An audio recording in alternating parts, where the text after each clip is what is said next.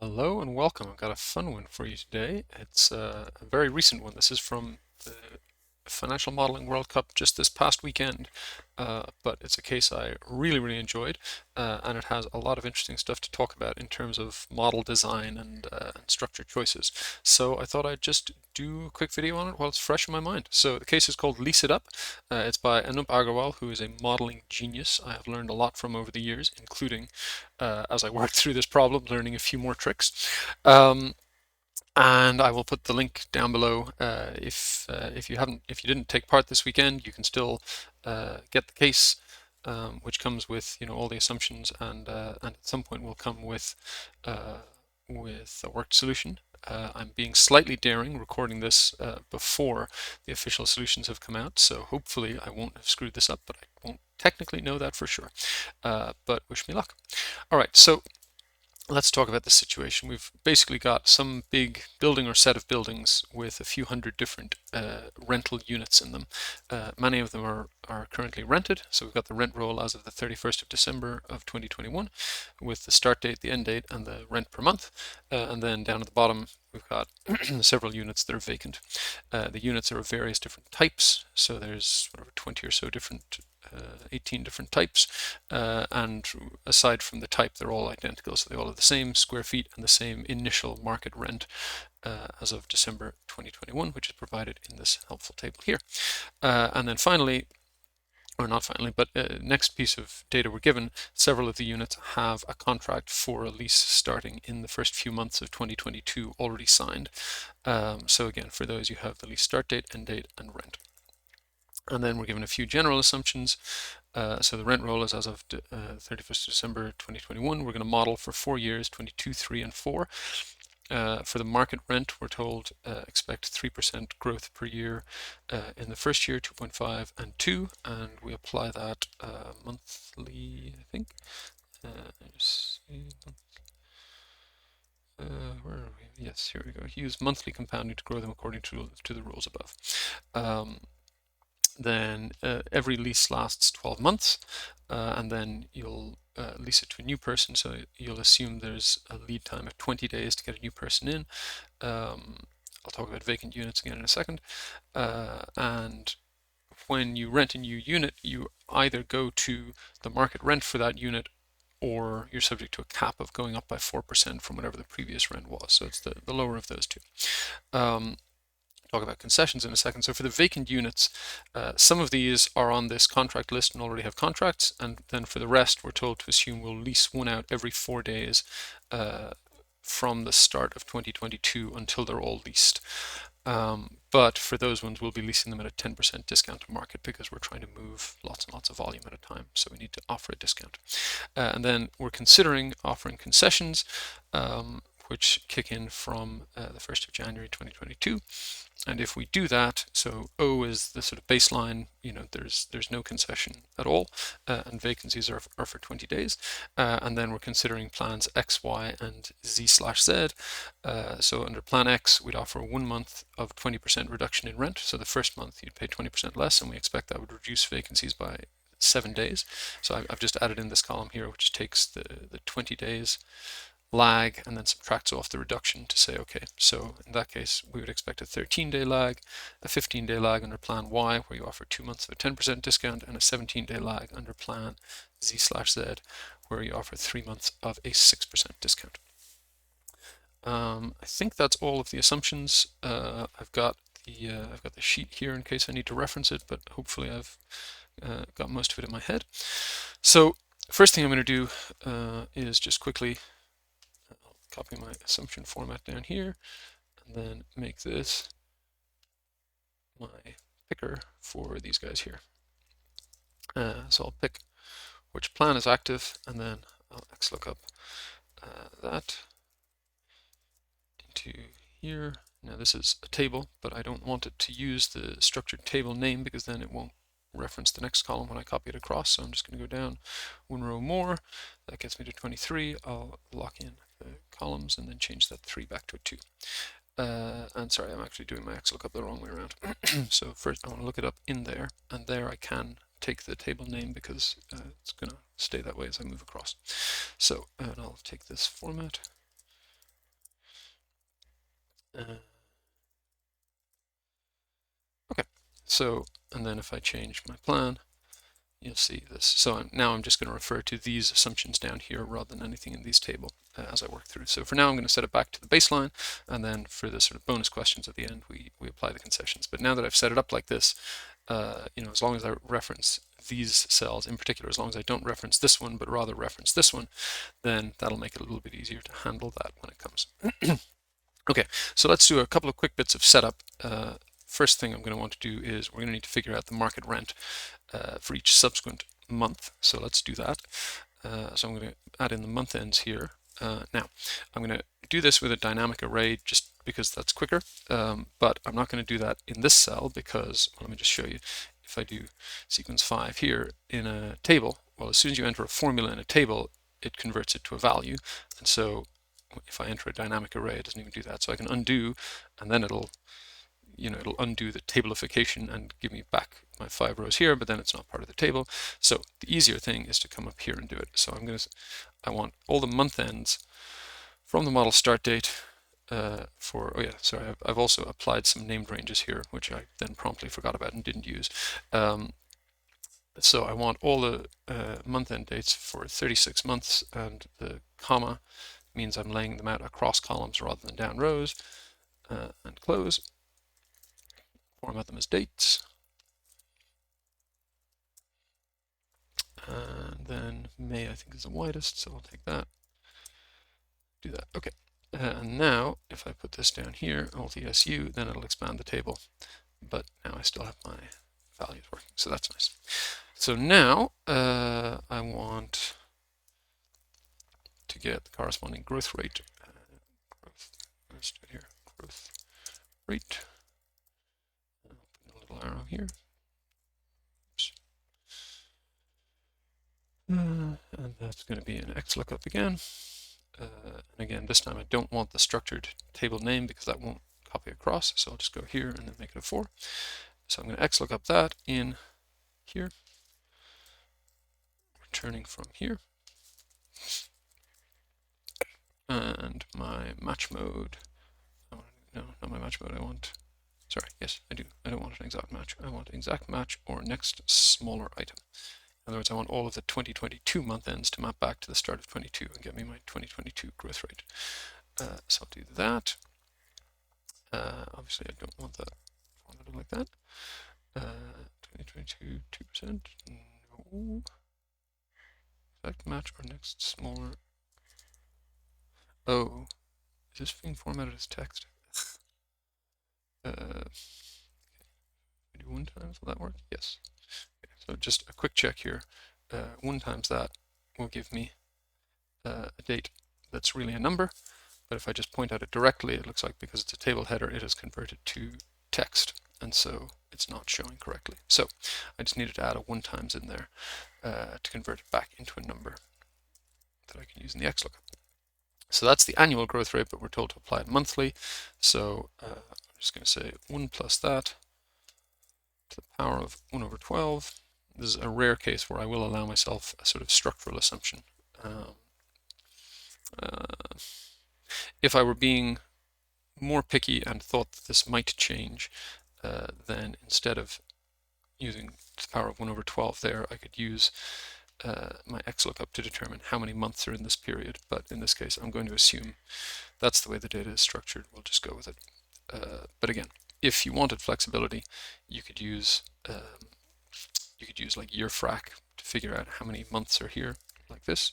Year frac this to this times 12 will tell you.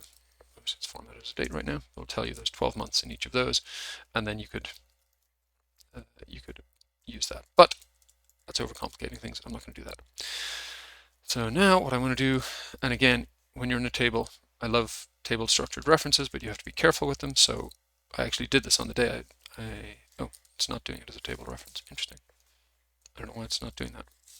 Maybe if I just go here. Huh, weird. So when I select multiple ones, never seen that before.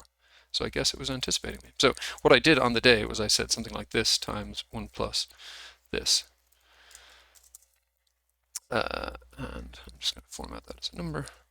And I copy it across, but of course, it's dutifully holding that it wants me to reference the market rent column, not the column immediately to the left. And so you just need to reference it that way. But the interesting thing was when I selected this, which I hadn't noticed before, by default it didn't take the structured table name, which never knew that. Keep learning new random facts about tables all the time. Anyway, so now you can see it's actually going up, and let's just do a quick sense check at the end of 2022. Has it gone up by 3%? It has. Let's just throw a few more decimal places. Yes, it has. Okay, good. So that's my market rent table filled out. And the second thing I want is I want to work out the occupancy, the first occupancy dates for all these vacant units. So the first thing I need to do is work out which of them have a contract. So I'll just say has contract. And I'm just going to say equals 1 minus is error. Match this unit against this list of units, 0.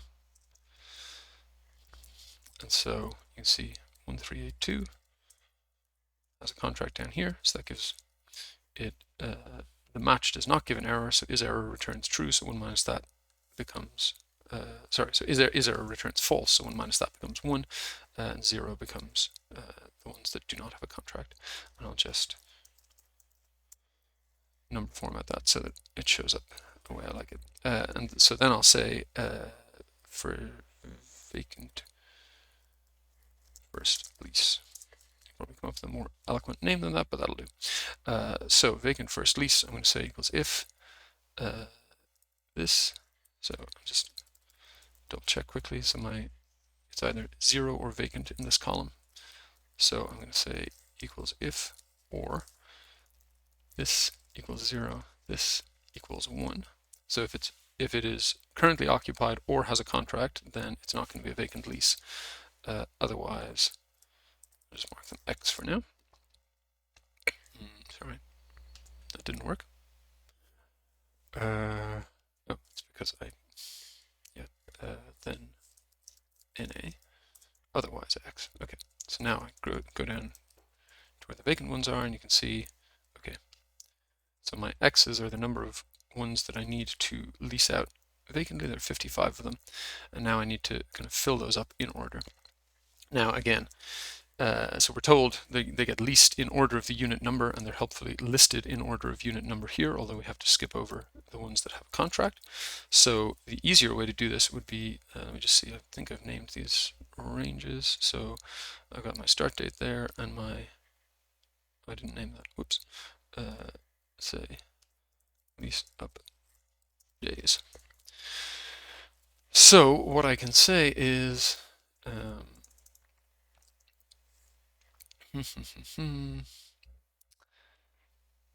I can say count ifs.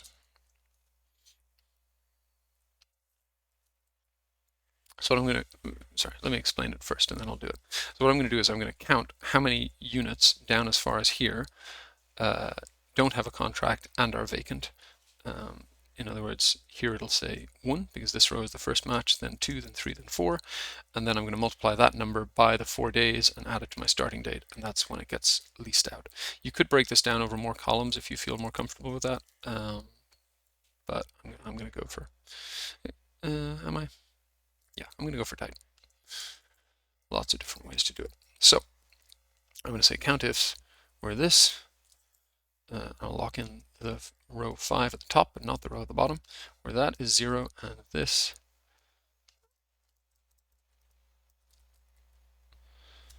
and again I'll lock in the 5 at the top is, I'll just write not 0 because that's a little shorter than writing the whole word vacant. Then count ifs that times, what do I call it, lease up days, plus start date. And so now let's see if this is working. So I leased my first one on the 4th of Jan, then the 8th, 12th, 16th, skip on 20th, 24th, etc. And the 28th of January goes to what would be the 32nd of January, 1st of February. Yes, so that seems to be working fine. The other thing is, if I want to sort of future-proof it to allow for, well, this, this table could get resorted. Like if this table gets resorted right now, then well, actually, no, sorry. I sorted it in order, so that's fine. But let's say it got sorted by unit type for some reason. Now it's going to misbehave. These will not be in the order that I want them to be. So let's just quickly show you a more resilient way to do that instead. So rather than just doing this, I'll say count the entire column has to be 0, and the entire vacant column has to be 0, and the unit number has to be less than or equal to, and the current unit number. So that way, even if I resort the table, these will, so let's just see, unit 1383, if I sort 383, that is now correctly still the 4th of January, even though all of this is out of order. So I'm going to put it back in the order it was, just to leave it alone, but that's just, again, you have to kind of think as you build which assumptions are potentially going to change and which are not. As if something like a table being sorted, I'd say there's a pretty high risk of that. Is there a high risk of you changing from yearly to monthly assumptions?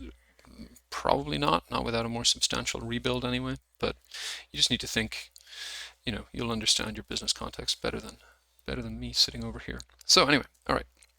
So now we've got it. Let's build a model. So what are we going to do? We're going to have month. I'll do month number and then month end. And I'm going to do sequence. I'm going to have 37 columns starting from 0. And I'm going to do EO month from start date. This. Didn't like that. Oh yeah, I think I figured out that EO month didn't want to take an array argument. Because I remember I tried to do this before and it didn't work. Or maybe there's another reason, but anyway, I'm not going to get distracted while I make this video. Sorry, just a quick aside. Again, I always hide after the end of my model because that means that it's easy to Control-Shift right arrow and then Control-R to copy across. So that's that, and then I'm going to lock in those rows. I'm going to format this again as a date. That format, and May is a little wider than the others, so I'll just make all my columns a hair wider. Okay, so now let's start by just building a model of unit 1. The way I'm going to do it is I'm going to put 1s down the side. Yeah, so first thing is I'm going to want my rent roll assumptions. So what I'm going to do here, I'm going to take headers, and then I'm going to take index on the table, and I'm going to point it to this cell over here, A7, $A7, and column 0 to give me all the columns. That'll fill that in, and then I'll just take my format here. There's a little kind of two-step funny thing here, but so I don't want to copy the kind of blue color and other things from the format here, but I do want to copy the number format. So what I do is I come over to a blank row underneath it, I do Alt-S-U to paste values in number formats, and then from that otherwise unformatted cell, I paste the full format up there. Bit of a roundabout way of doing things, but it works. So let's see. So that's my rent roll assumptions, and then I need my contract assumptions. And again, I'll take the headers, and then I'll do filter where this equals D7. And if there's nothing there, then I want to return NA. Now, let me just do a little bit of for formatting. So I like to use bold, single accounting underline. And for these ones up here, I'm going to do that and also center across selection. And let's also widen out some columns just so I can read those. Okay, so now I've got, I also need to make it wide enough for that. So now this is, for this unit, I've got, this is the unit number, unit type, whether it's vacant, lease start, lease end, lease rent per month, whether it has a contract, and the vacant first lease. and then these are the contract assumptions, NA, because this particular one doesn't have any. So then I'm going to want to lay out my various different leases. So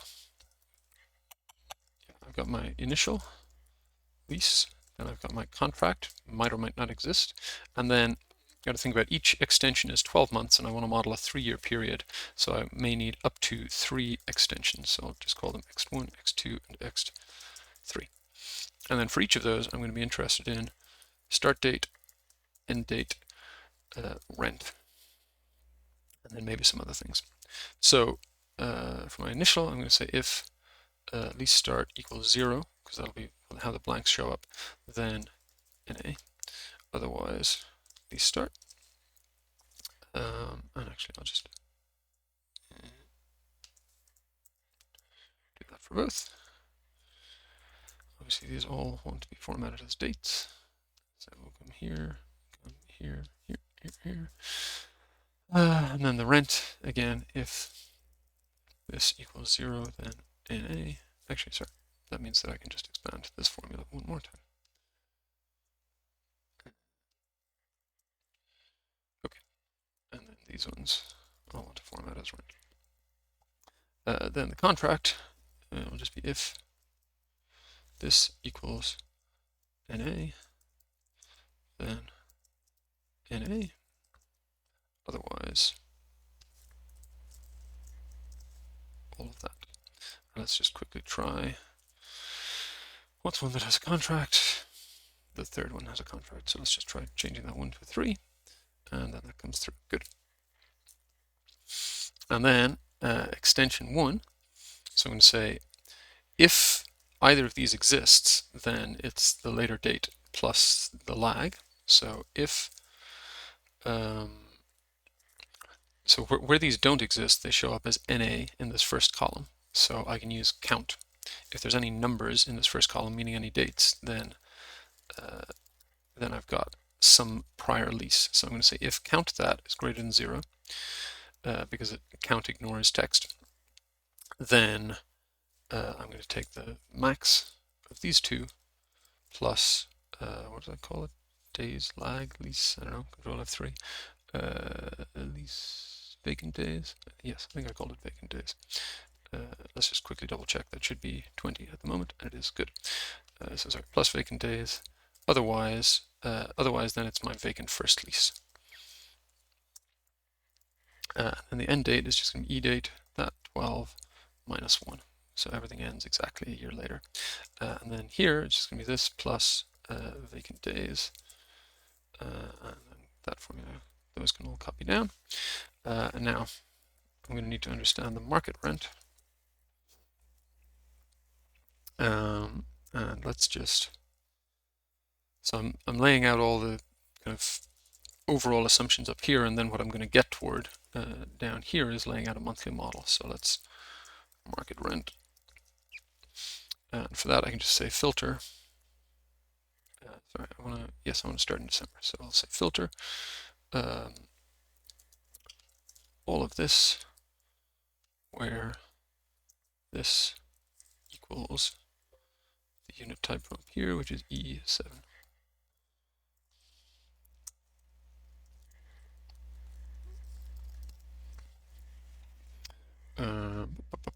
So now, for these 3, I need to figure out the market rent as a starting point. So I'm going to XLOOKUP the start date, because it's the market rent at the start date that's relevant. And actually, sorry, I want to go to the start of the month. So I'm going to say EO month. If it seems non-intuitive that I'm using EO month, it's just because there's no start of month formula. So if you go to the end of the previous month and add 1, then that works. Sorry, no, actually, if it's happening in November, then I want the end of November, because I just have month ends up at the top here. So I'm going to XLOOKUP the end of the rent month, the end of the contract signing month, I should say, up here, return from down here. That's yep, fine. And then I'm going to say if not found, then just NA. So in other words, there will be some where the various extensions. The last one might be signed into 2025 because we need 3 to be sure that we cover up to 2024. But if you've got an initial lease from the end of 21 and then a contract for 22, then an extension could cover all of 23, all of 24. So you could have your extension 3 could be in 2025. In which case we won't have a market rent, but that's fine because we're not modeling 25. So I'm just going to say if it's not found, NA. Now I would ordinarily kind of lock this row so I can copy this formula down, but you can obviously see I'm building a kind of block model here that I want to be able to copy and replicate, so I'm not going to do that. So I'll just do this instead. Copy that down and do it again and pull it down here. Okay, so then I'm going to say if, again, I'm going to use count here to check is there a previous lease. So if there's a previous lease, then I want the minimum of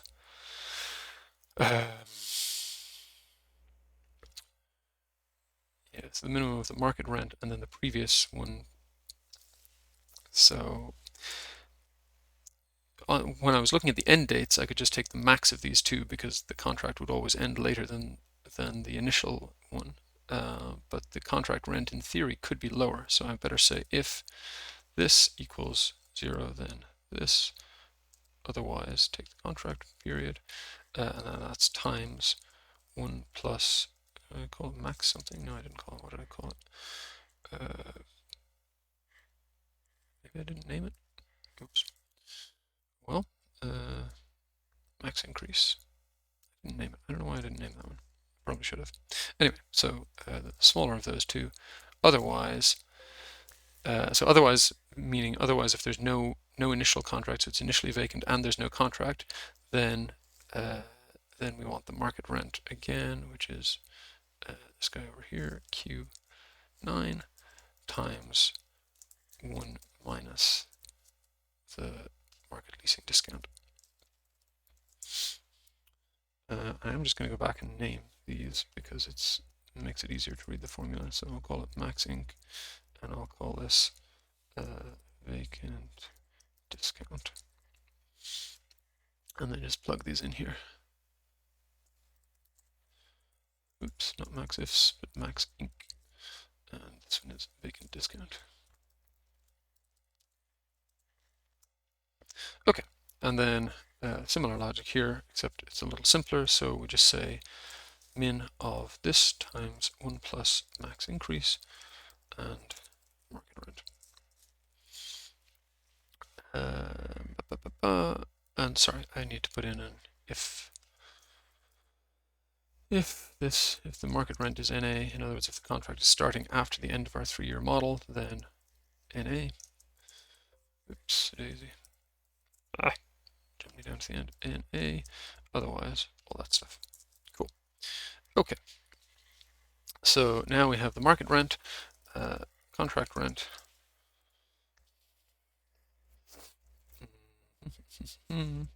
So, oh yeah, now here,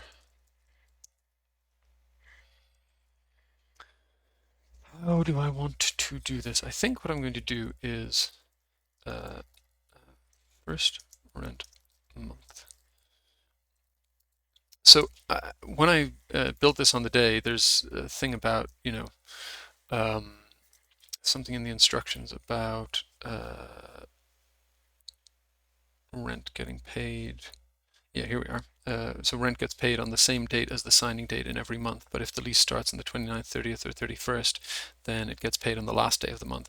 I spent a bunch of time coming up with like a nice formula to work out the last rent date, which you kind of need. Except then I realized later that actually it would be much simpler to snap things to whole numbers of months. So rather than thinking about, well, that's the 30th, so if it's in a February, then that has to become the 28th or the 29th or blah, blah, blah, blah, blah, complications. Instead, it's much easier to just say, what month number is this? And the way I'm going to do that is, that by the way, is why I added this assumption in here, first year, because I'm going to use it now. So I'm going to say 12 times year of this, minus, sorry, I'm going to open up another bracket here. minus first year plus month of this. And so, sorry, I need an if error, or an if this equals NA, then NA. Otherwise, all that to handle where there's no contract or whatever. So this is saying this one starts off in month -2 with respect to this model. In other words, January 22 is month 1, so December is 0, so November is -1, October is -2. And so if the first rent month is -2, then the last rent month is going to be month 9, which is September. And that makes sense because you'll pay at the end of September and that'll cover you through the end of October.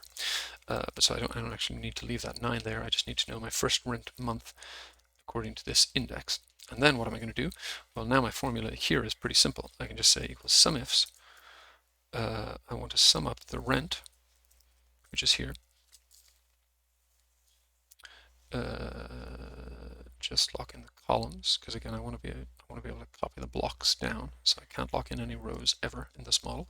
I want to sum that where first rent month is less than or equal to the current month, and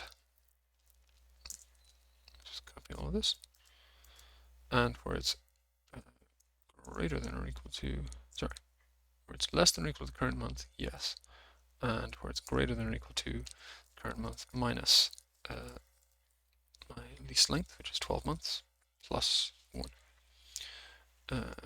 Close. I'll double check the logic in this in a second, but first let's do this sort of sniff test.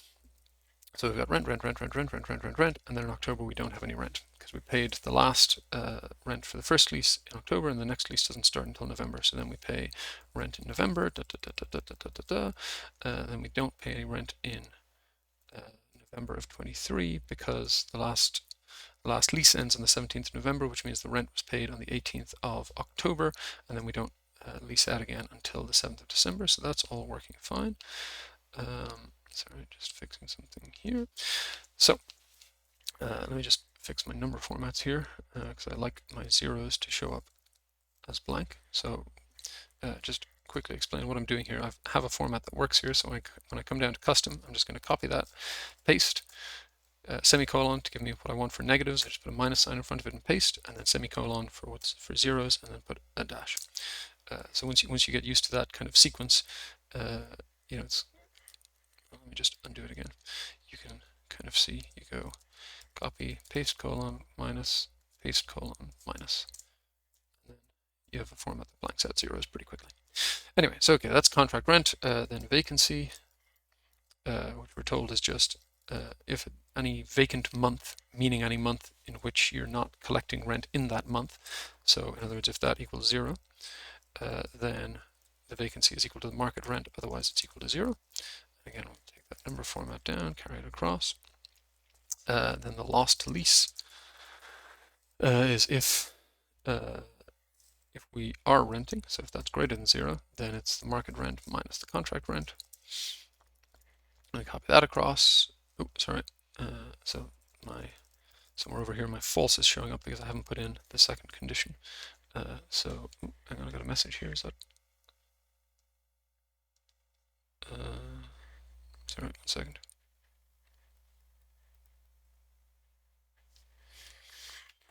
Okay. So let's copy the number format here, and then let's also put in an otherwise 0. And then I also am interested in concession. So I guess to work out the concession, I'm going to need one more row in this model probably. I'm going to want the rent month. And that is going to be, let's say, if I'm currently renting, then I'm going to need to pause. Okay, sorry about that. A little bit of construction going on here, but nothing to worry about. Whoops, no, get out of the way, please. And thank you. All right, so where was I? I was doing rent month. Okay, yeah, so if we're currently rented out, then I want, I guess, the current month minus the most recent month that I started a contract. So I'm going to say max ifs of this, no, this,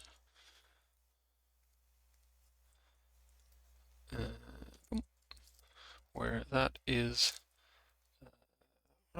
the biggest one that's less than or equal to, yes, 2. Sorry, just noticed that I have a dollar on that D, which isn't right. Dollar is supposed to be on the 2. And D $2. Probably +1. I'll double check if I'm not off by 1 in a second, but let's try that. Otherwise, 0. So this lease started in October, so October is month 1, November, December is 3. Yes, good. So we go along there, then I should have 0 for the month that nothing's happening, then month 1, and so on. Okay, happy days. We have a new contract here? Yes, we do. Okay. So then the concession is just going to be if this is less than or equal to my concession months. So in other words, that number of months will be 0, 1, 2, or 3. So if I'm less than or equal to the concession months, then I want my concession rate times contract rent. Otherwise, I want 0. Again, I'll copy this format, carry it across. Now, obviously, right now there's nothing, but let's go set up a plan where there is something, so we can just quickly check if that formula is working. So yes, so I'm giving a 10% discount for the first 2 months of the new contract. Yes. Oh, no, hang on, sorry, I'm being silly. So slight change of plan. So now you can see when I put in this one, I'm giving a concession on a pre-existing contract, which I should not be doing. So how am I going to check for that quickly?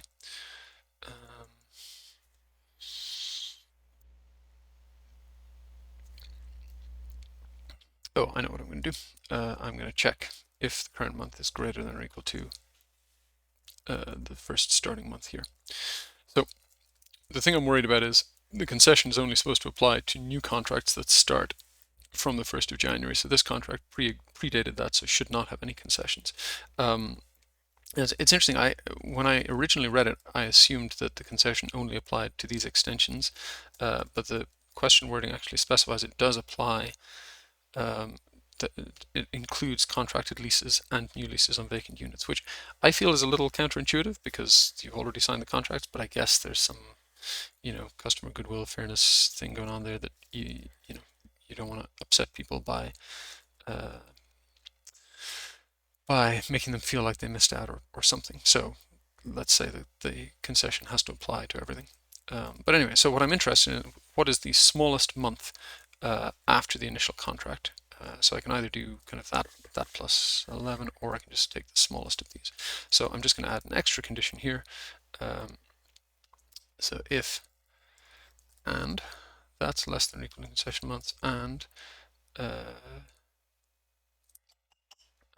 this is greater than or equal to the min of these, not including the first one. Actually, this is always going to be smaller than these two, so I really only need min of those two. We'll lock in the columns. Okay, so that zeroes out that initial concession, but I should still have then all my later concessions, and I do. Good.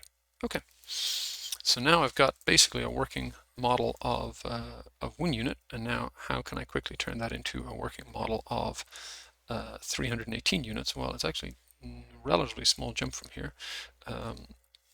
So what am I going to do? Well, first of all, hang on. So how many rows? I've got 15 rows in my model. So I'm just going to grab this assumption format over somewhere here. Paste that in here. Actually, sorry, I'll put it up here.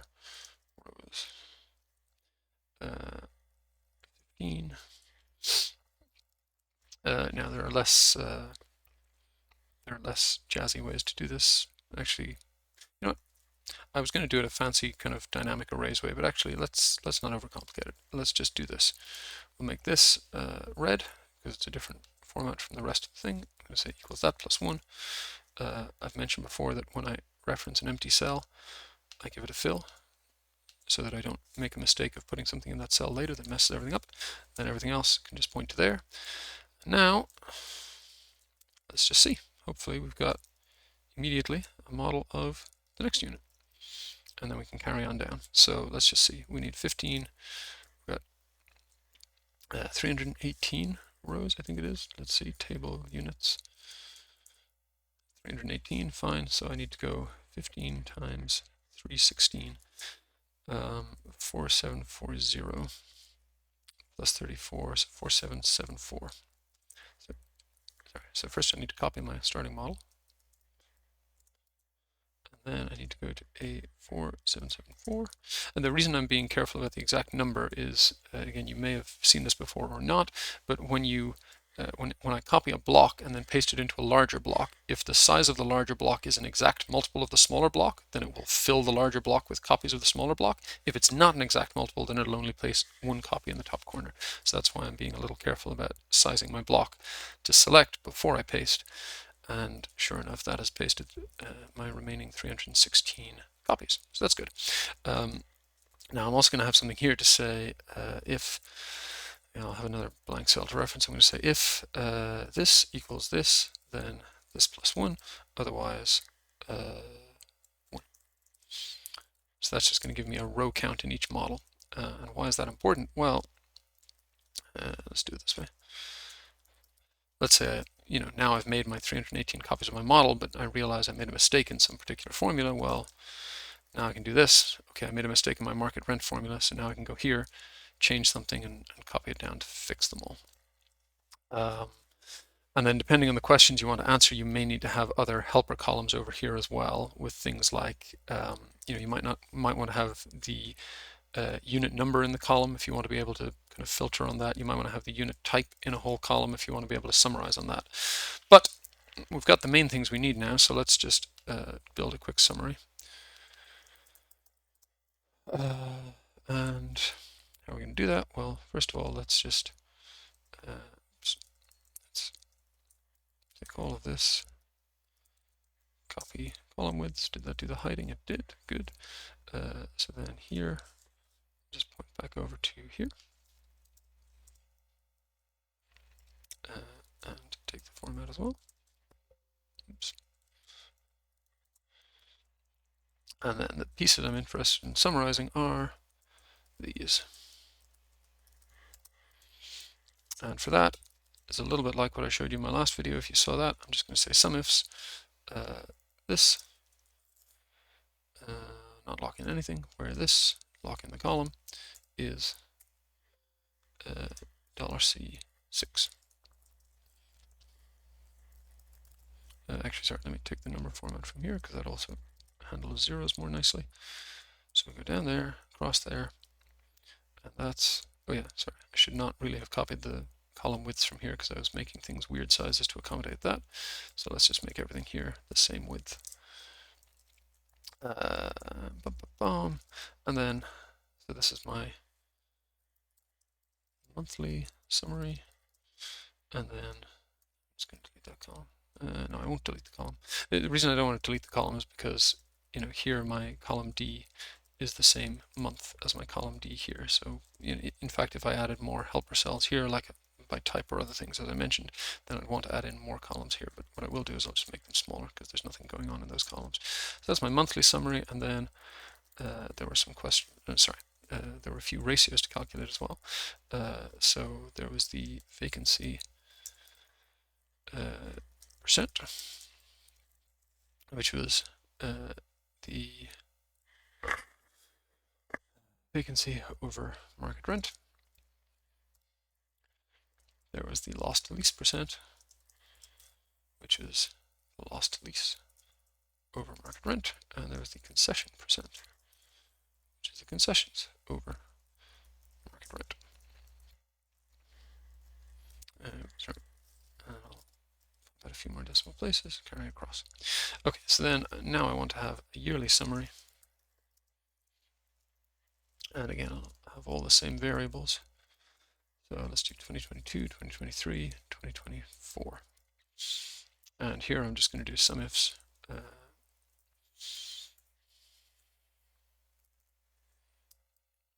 that is, there's some that where this is less than or equal to and date that year,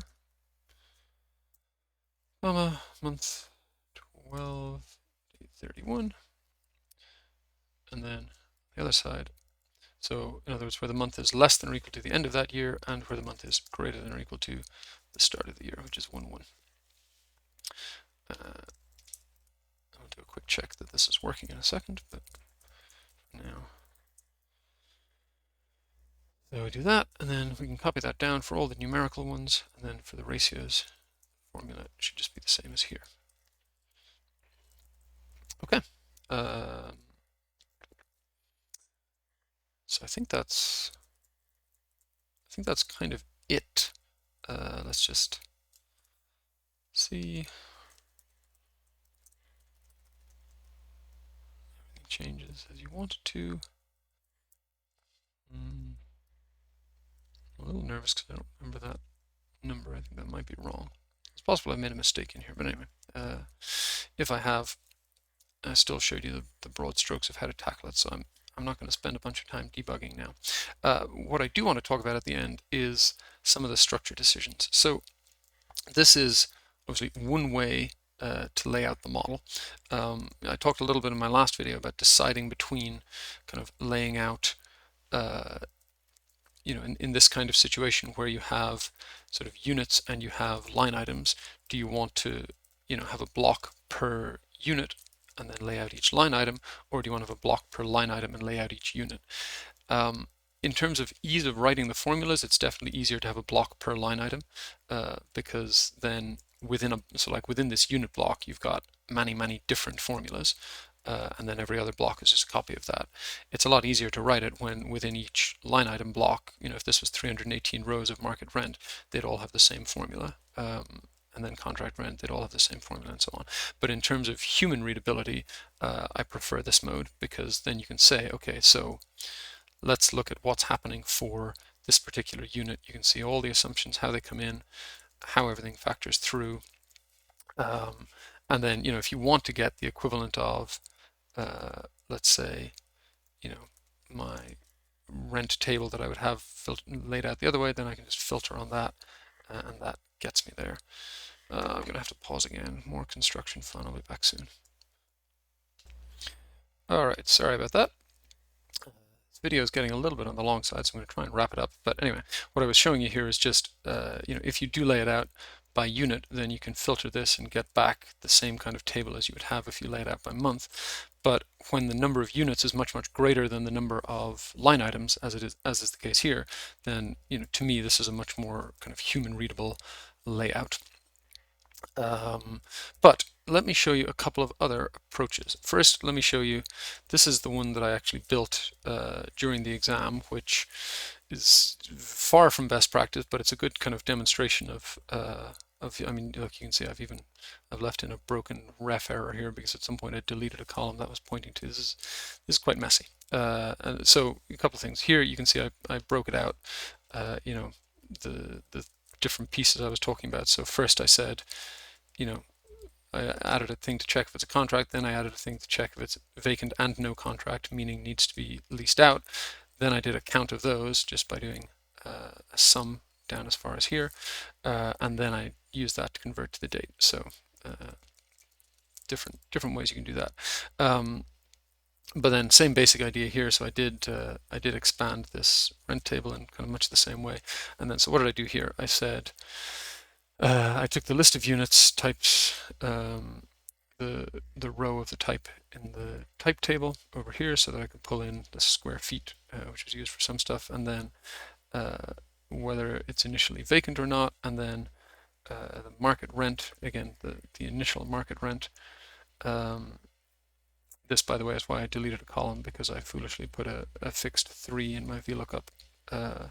And so then when I at some point inserted a column here to count the number of units of each type so that I could figure out the total market rent for units of the different types. It broke my VLOOKUP, and I was running out of time, so I just deleted the column. So all the VLOOKUP haters who I always sass will be glad to see that using VLOOKUP cost me something here. But anyway, I still use it. Then, so basically what I had was, yeah, everything here was just kind of the initial stuff. And then I had a block for each lease. So I had for the current lease, start, end, and rent, contracted lease, start, end, and rent. Then a check to see whether it was vacant, no contract, because there's separate logic for that. And then for each of the 3 possible extensions here, I call them lease 3 to lease 4, lease 5. I had a start date, end date, market rent as of the start date, and then worked out the rent. And then you can see here, like at some point I realized that actually laying it out this way wasn't very helpful. It was more helpful to have all the start dates grouped together. So I just, referenced each of those,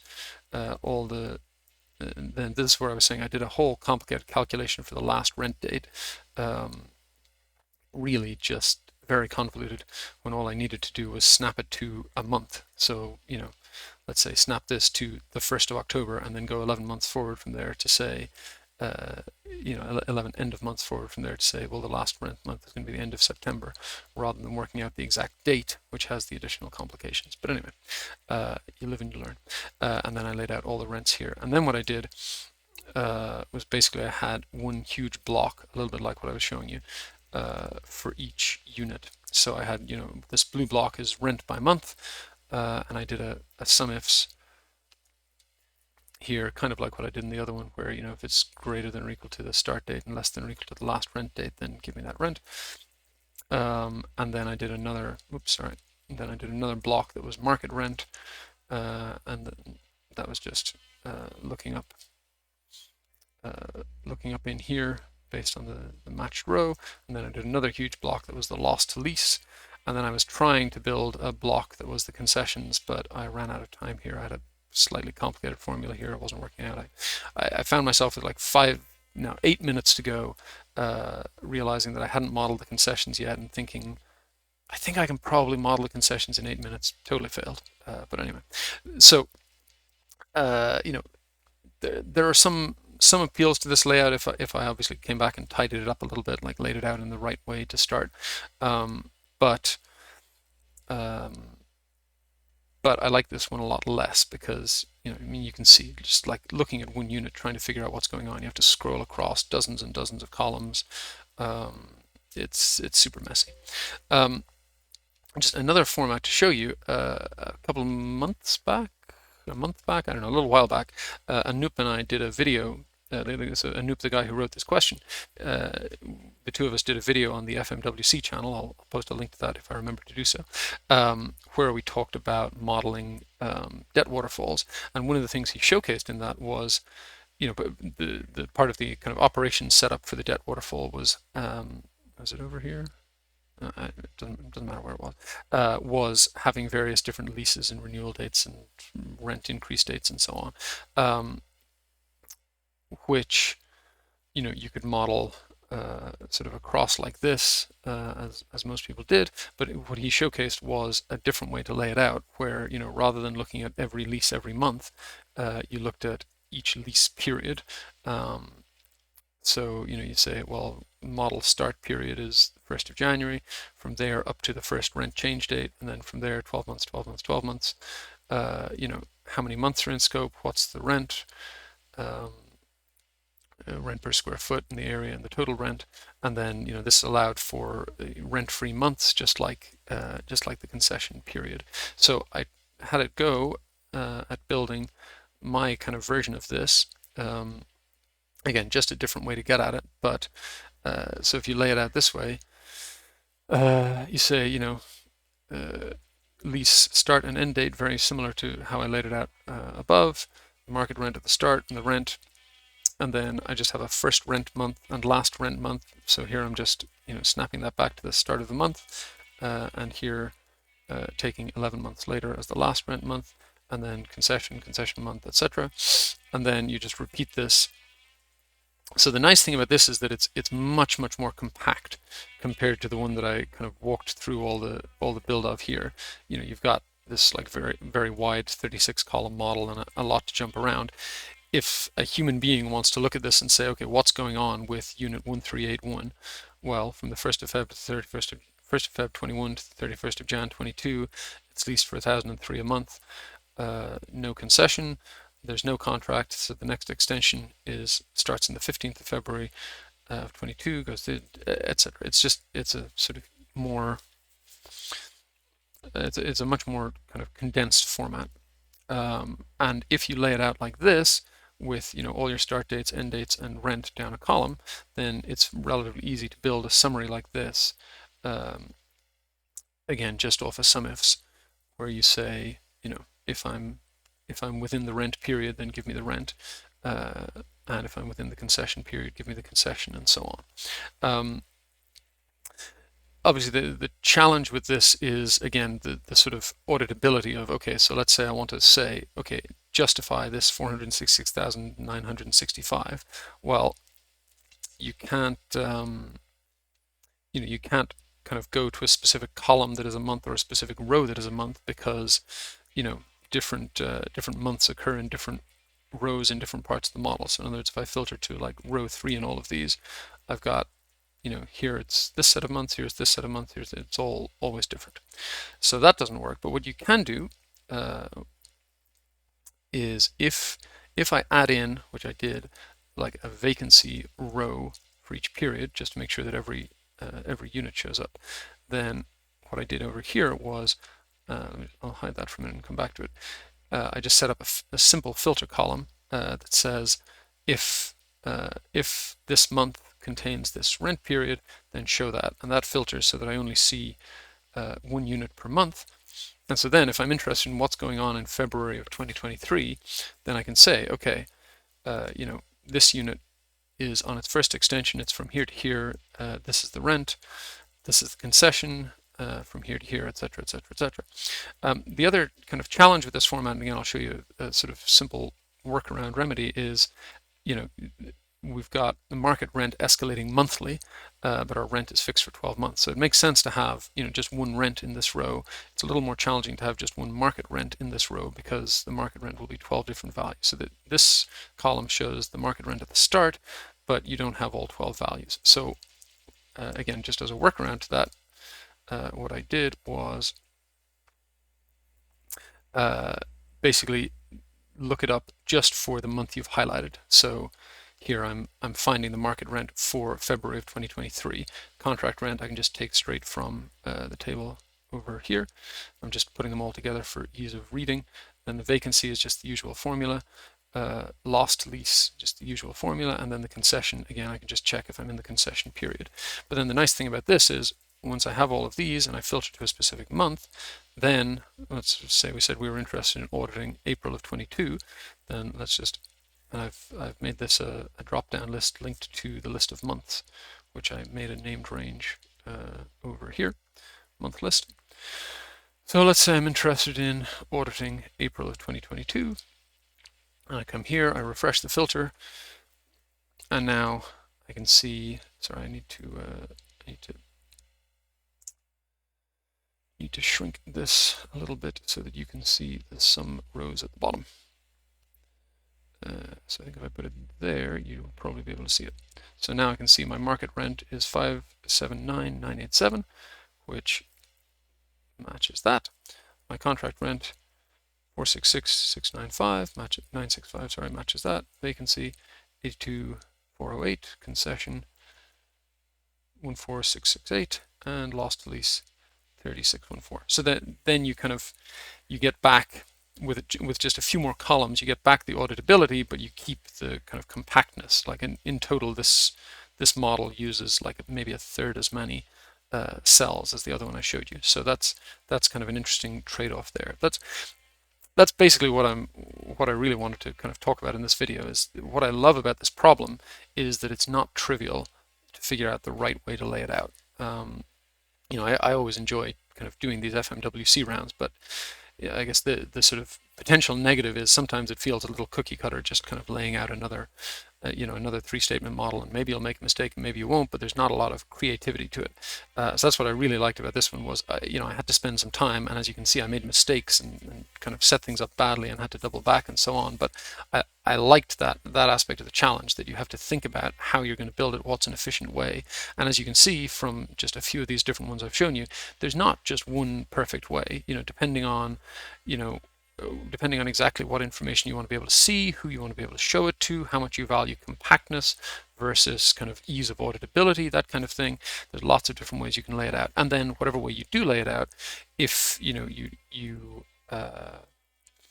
if you're a little creative about it, then you can try and kind of get back some of the positive aspects of the other one. So, like I said, you can sort of filter this model to get back, here's my table of all market rents by unit by month, or you can filter this other one to say, here's everything for a specific month or whatever. So, whatever you're giving up, you can kind of try and recapture some of that if you can.